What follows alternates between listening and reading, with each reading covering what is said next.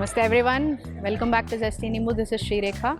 Today we are on the Simhadri hill visiting Simhachalam Appanna. You can see the Gopuram there. So this is one of the greatest Vaishnava kshetras where Lord Vishnu is worshipped here as Lakshmi, Varaha, Narsimha, Swamy. Here it's a Dvaya Avatara where both the avatars of Varaha and Narsimha are worshipped here. This is because of the Sthalapurana, which mentions a story about Hiranyaksha, Hiranyakashipu and Prahalada. So Hiranyaksha and Hiranyakashipu were two brothers and they were demons, they were Rakshasas who were troubling the gods, Devas. Hiranyaksha steals the earth and he is killed by Lord Vishnu in the form of Varaha Avatara.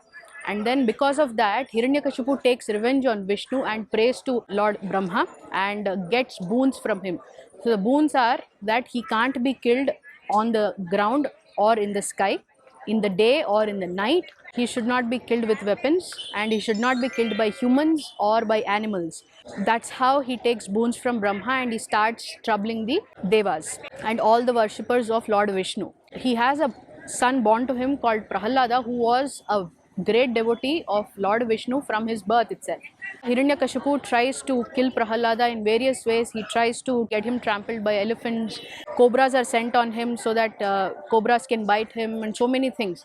Finally, one day he asks his followers to throw him from the Simhadri hill. So the followers throw him from the Simhadri hill, but at that moment Lord Vishnu appears and saves Prahalada, and this is that particular Simhadri hill. From here Prahalada is saved. Later on Hiranyakashipu is killed in the form of Narsimha Avatara by Lord Vishnu.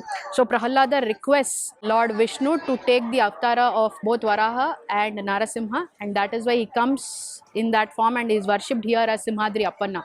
He gives darshan along with his wife Sridevi and Bhudevi. Sridevi for Narasimha Swamy and Bhudevi because Bhudevi is the wife of Varaha Swamy. So here he gives darshan in that way. So Prahalada was the first person who actually worshipped Simhadri Appanna here.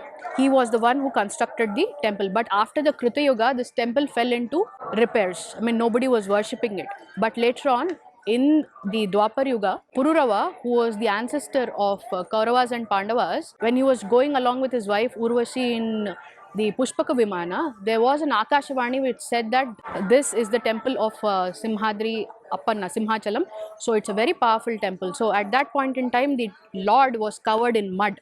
But again, the Akashvani says that don't clear the mud. Only on the third day of Vaishakha Masam, which is Akshaya Tritiya, should the mud around the Lord be removed, and that is when he comes across in his Nijarupa. On that day, Pururavas removes the mud and applies the amount of mud he has taken out in the form of sandalwood, so Chandana. So every year here on the third day of Vaishakha Masam, which is Akshaya Tritiya, the Chandanotsavam ceremony is done where the sandalwood paste is removed, and then Simhadri Appanna gives his Nijarupa Darshana, which is his true form.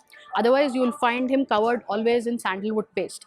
So this is the Sthalapurana of this temple. There are a lot of Natya Mandapas, Mukha Mandapa and all these things which are constructed using black granite stone. So this temple had patronage of Chola kings, Eastern Ganga dynasty and also the Vijayanagara Samrajya. Krishnadevaraya's inscriptions are also present in this temple. There is another unique aspect to this temple where you find the Tappa Sthamba, where it is said that if you hug that Sthamba, if you have any desires that you want, like if you are say childless or if you want marriage to happen and all these things, so your wishes and desires will get fulfilled if you hug that Tappa Sthamba.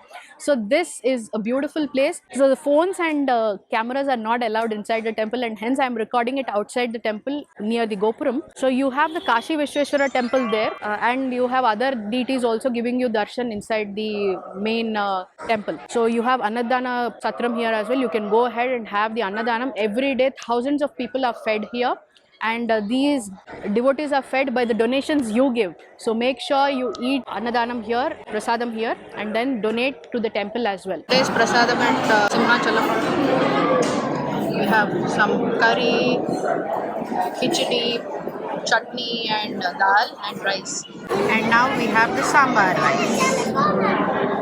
And finally the curd rice, buttermilk and rice. Om Namo Narayana.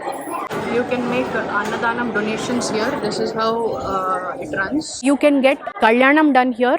Every day morning from 9 to 12, the Kalyanam is done for the Lord. So you can take tickets for that as well. You can also have Veda Asirvachanam. The Purohits here actually recite the Vedas. So you can get the Veda Asirvachanam also done, and you can take the Prasadam. You can also have the Lakshmi Narayana Vratam done here. So that is also available. So you can get on all these pujas here as well. So I hope you have a great darshan. You get the blessings of Lord Narasimha, and also your wishes get fulfilled, and you also hug the Kapasthamba. I'll see you all in the next video. Until then, namaste. These are some handicrafts which are sold outside the Simhachalam temple. So these are all made out of palm leaves. You have hats, you have fans, you have some decorative items, you have some flower baskets. Lovely. They're all made out of palm leaves. They're called tatakulu.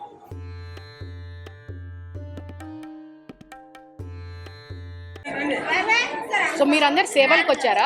So Simhadri Appanna సేవలకి. So మీరంతా ఇలా orange గా ఎందుకు వేసుకున్నారు? ఇలాగైతేనే సేవ కిందకు వస్తారా? So ఇప్పుడు ఇక్కడ ఏమేమి సేవలకి మీరు చేస్తుంటారు? భోజనం వడ్డించారు, గుళ్ళోకి వెళ్తారనమాట. ఓకే, అంత నీట్ గా పెడతారనమాట గుళ్ళో, దేవాలయం అంతా. ఓ వెరీ నైస్. థ్యాంక్ యూ అండి. Thank you.